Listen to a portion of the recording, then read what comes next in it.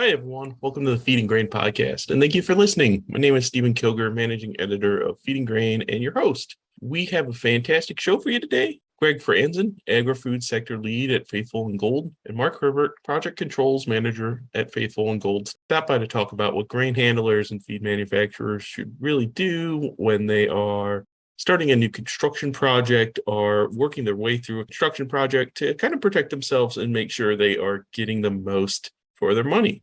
It's a big topic, and there's a lot of great information on when you should help, what to prepare for, and keep track of during a construction project, plus a ton more. It was really fun to talk with Greg and Mark. They're great guys, and I hope you enjoy listening. But before we do that, I've got a bit of housekeeping. If you're listening to this podcast within a podcast app, please consider subscribing. If you have an idea for a topic you would like me to cover, or someone in the animal feed, grain handling, or related industries that you think would be a great guest, let me know. This podcast page on feedinggrain.com has a button right under the title that will let you send me an email directly where you can share your ideas. And I really hope to hear from you soon. I'd really love to hear everyone's ideas. All right, on to our talk with Greg and Mark. Hi, Greg, Mark. Thanks so much for coming and talking to me today. Hi, Steve. Hello, Stephen. I first saw you guys at this last year's Jeeps Exchange, where you gave a really great talk about kind of all the particulars that go into making a plan for a new build, new greenfield, new construction, and how to get all that put together. So everyone, at the end of the process, everyone is hopefully as happy as they can, and everything is as close as it is possible with these constructions. I covered a lot of construction processes, and they never exactly go to what you have down on paper, do they? There's always seems to be some form of change, and so it's pretty common. And most of the success of a project is how your team is able to deal with change.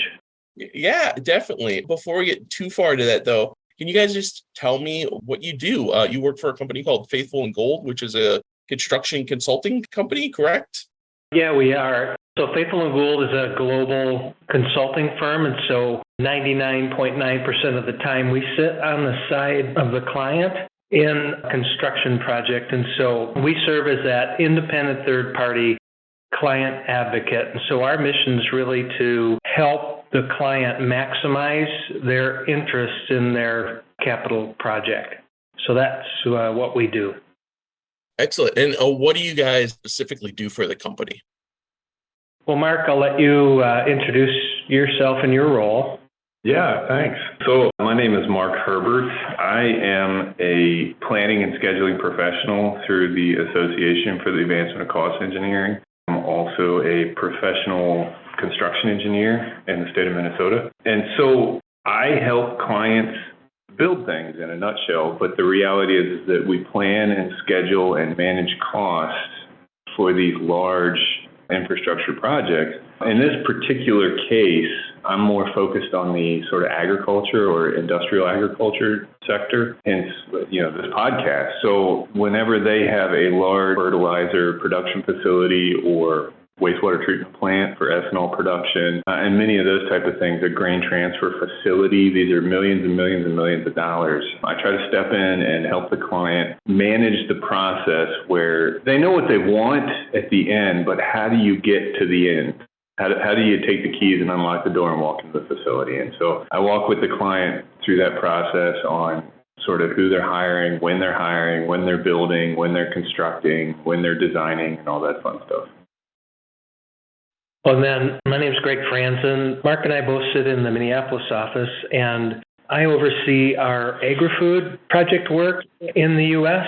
And so agri-food includes anything from the agribusiness projects that for clients that typically would participate in Jeeps, and then also food manufacturing. And so that's sort of my role in the company. And our mission is to really be flexible and help the clients where they need help and whether that's filling gaps for resources or providing a team of people to help or providing a cost estimate. And so that's sort of what we do in the agri-food sector, as we call it.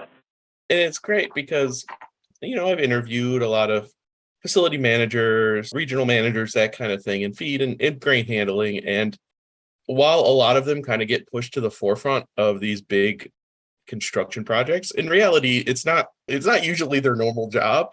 And it's usually such a big thing that doesn't happen all that often. So it's really nice to hear that that's what you're here for. You're here to kind of help them with something they probably will only do once or twice in their careers and also don't have a ton of experience with.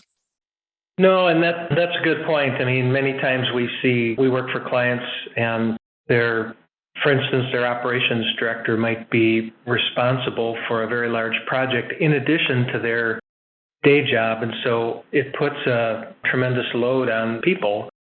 Our objective is to support people and through implementing good construction processes to help them be successful in delivering their project.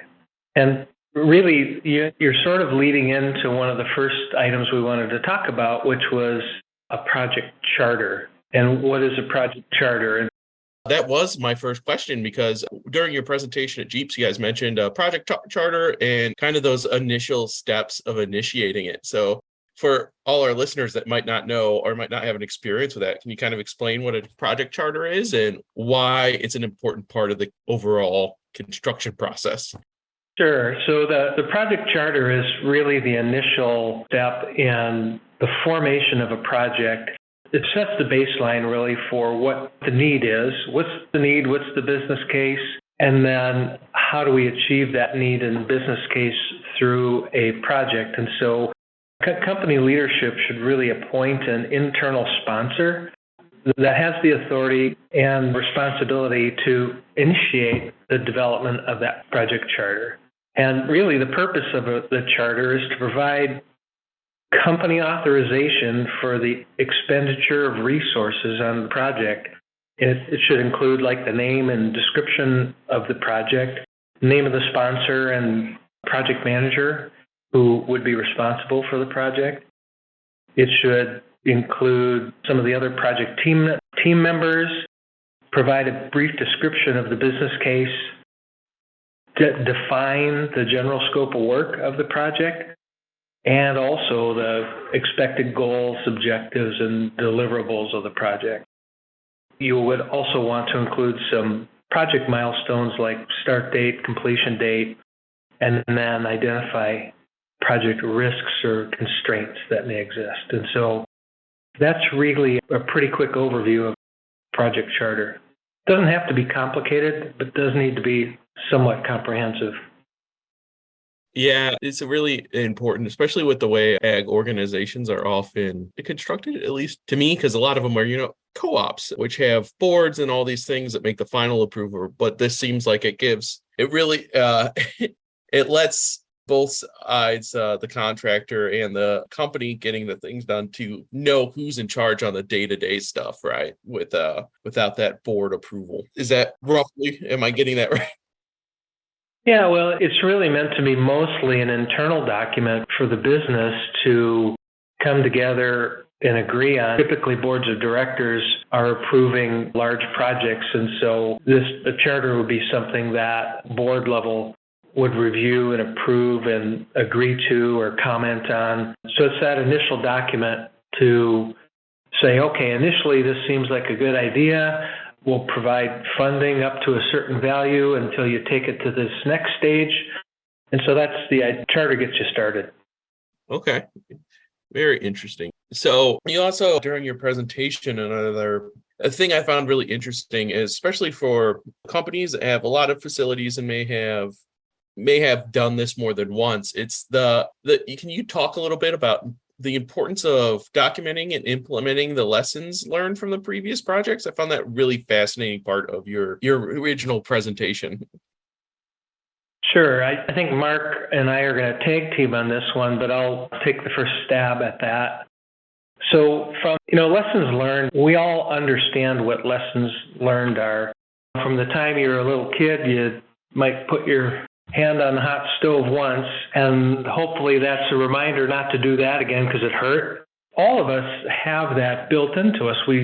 Our experience is one of the best teachers, and so capturing lessons learned is simply an organized method to capture those lessons that we've learned through the course of the project and document them, and then store them in a way that can be easily pulled up by many others. So document management is really important, having good document management and communicating to others in the business where, these lessons learned are. And then also applying the lessons learned to the appropriate time in project development. And so accessibility, we have to get the information or the experience out of our head onto paper and more appropriately documented electronically so that we can share that experience with others and others can benefit from the experience we all have.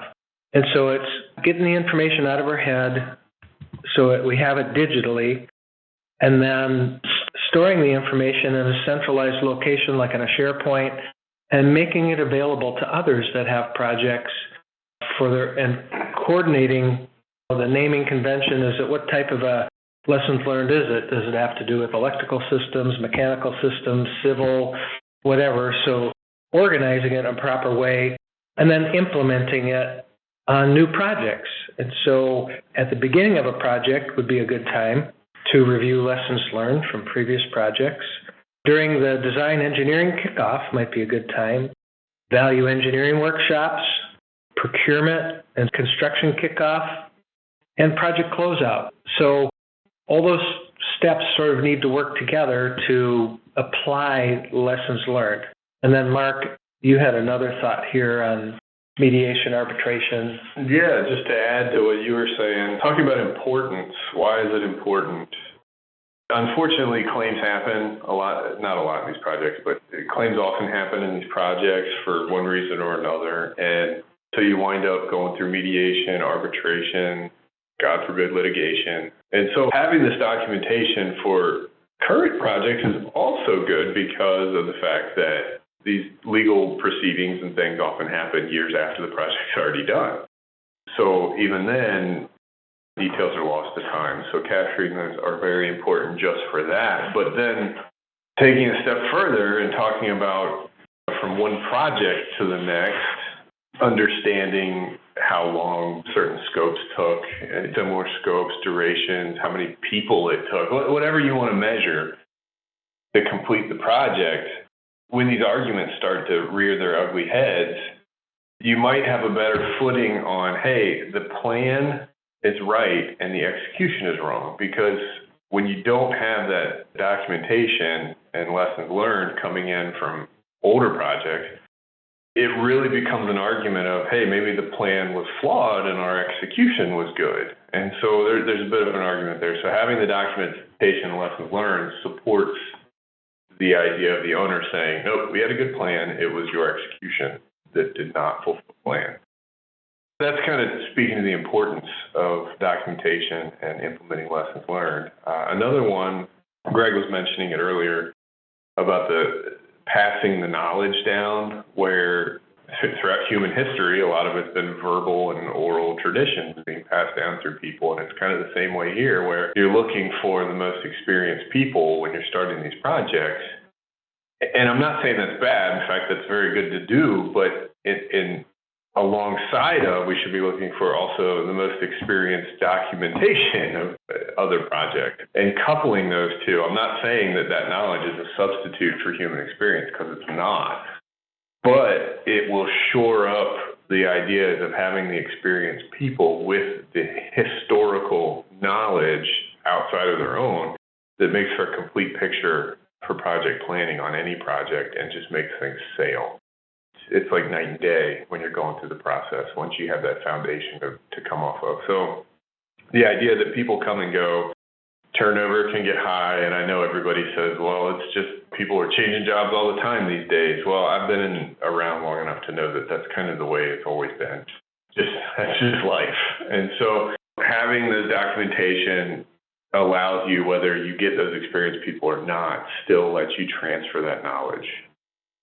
Well, and it's a good reminder for anyone starting a project too, because it's such an easy thing to forget, right? Anyone who's been involved with something that like this, a big project where you have so much going on, it's so easy to forget or tell yourself you're going to do it later and then completely forget to document anything. But it comes up all the time. I mean, my experiences with magazine issues, right? Where we have a really good documentation system, and thank goodness we did, because you never know what's going to come up. So just today, someone was asking me for an article from 2017 that I had to go in and find. So without that, we wouldn't be able to respond. So it's something we don't think about, especially when you're starting a big project, but such an important little part of it that it needs. I think people need to be reminded on that. Hey everyone, this is Steven again. I'm just here to tell you my conversation with Greg and Mark went really long. So we're splitting it up into 2 podcasts. But in good news, you won't have to wait very long. We are actually going to start producing 3 Feeding Grain podcasts a month. So we'll be dropping a podcast on the 7th, 15th, and 30th of every month. We hope you enjoy the extra podcasts and hear my voice a little more, hopefully. But thank you for listening. Stay safe out there, and the podcast will be back very soon. Bye.